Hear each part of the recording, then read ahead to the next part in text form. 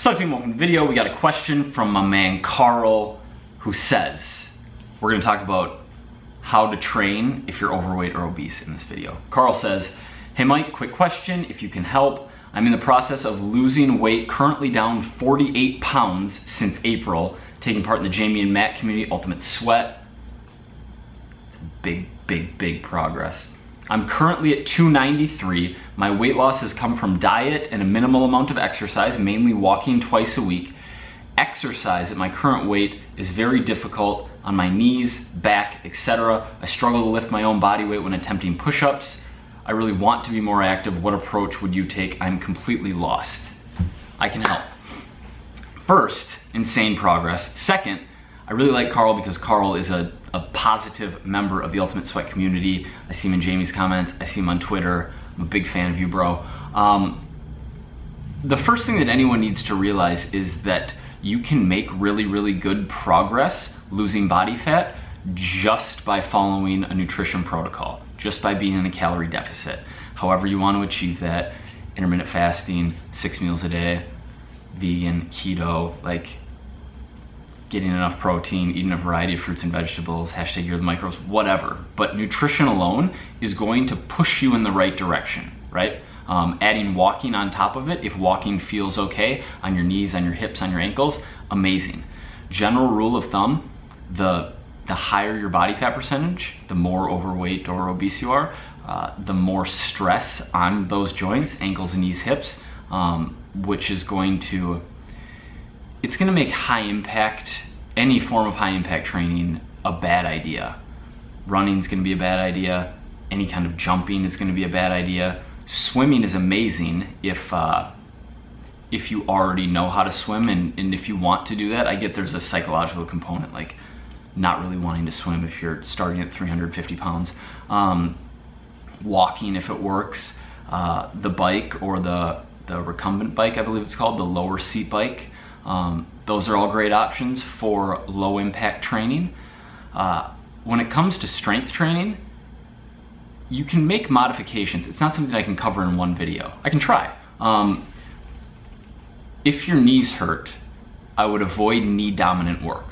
So we'll talk about knees and back. If your knees hurt, I wouldn't squat. I wouldn't do any form of lunge. I would not,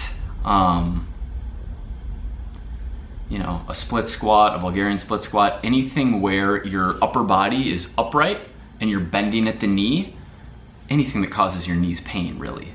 Like a general rule of thumb is if it makes you hurt, you shouldn't do that in your strength training, and that applies to everyone. And know that we're not talking about injuries, right? We're talking about pain associated with, part of it's probably not amazing form, just from not having the exercise techniques mastered, but most of it is from carrying a lot of extra weight.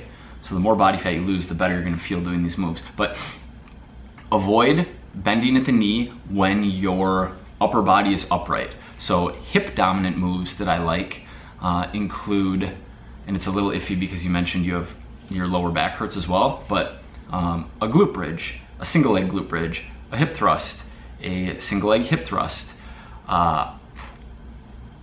probably not something like a good morning or a conventional deadlift or even a sumo deadlift. Something you could do, Carl, that a lot of people could do is a sumo kettlebell deadlift. And if you want to modify it even further, a sumo kettlebell deadlift, and you don't have to go super wide with your stance, just kettlebell's gonna be inside, hands are gonna be inside the knees. Restricted range of motion. That's another important point, is if something's hurting, if getting to the bottom of a kettlebell deadlift causes you pain in your lower back, that's okay. Stack 3 or 4 25-pound plates, set the kettlebell on top of that, so you're gonna have 7-8 inches of the bottom of the range taken out, and go to and from the plates with a kettlebell deadlift.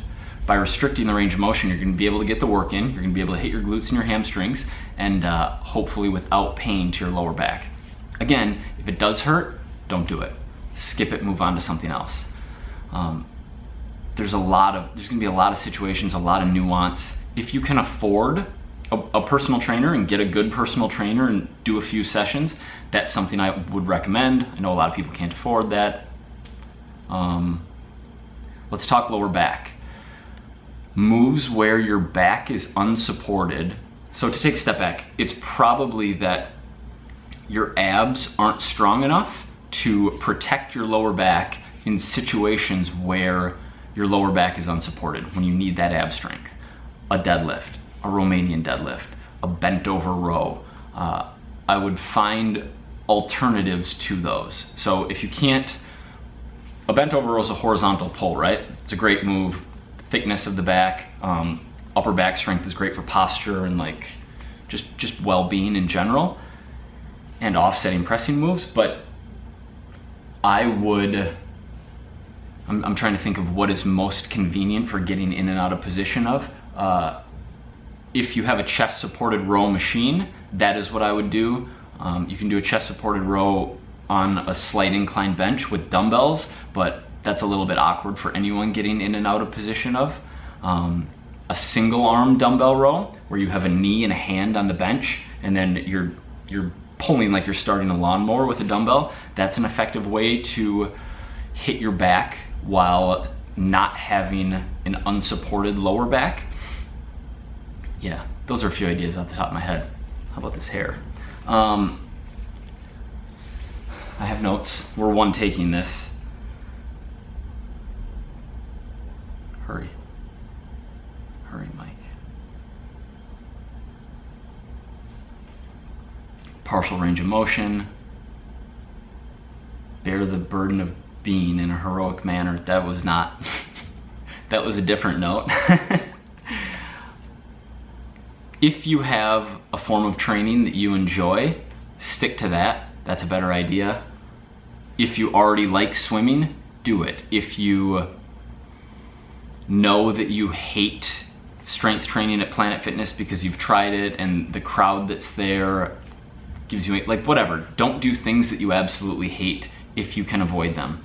The biggest thing though, my man, and to any of you guys, and you've already lost 48 pounds, so you know this, getting your nutrition dialed, doing low intensity, steady state cardio to the extent time allows and you feel up for it to help expedite the rate of fat loss.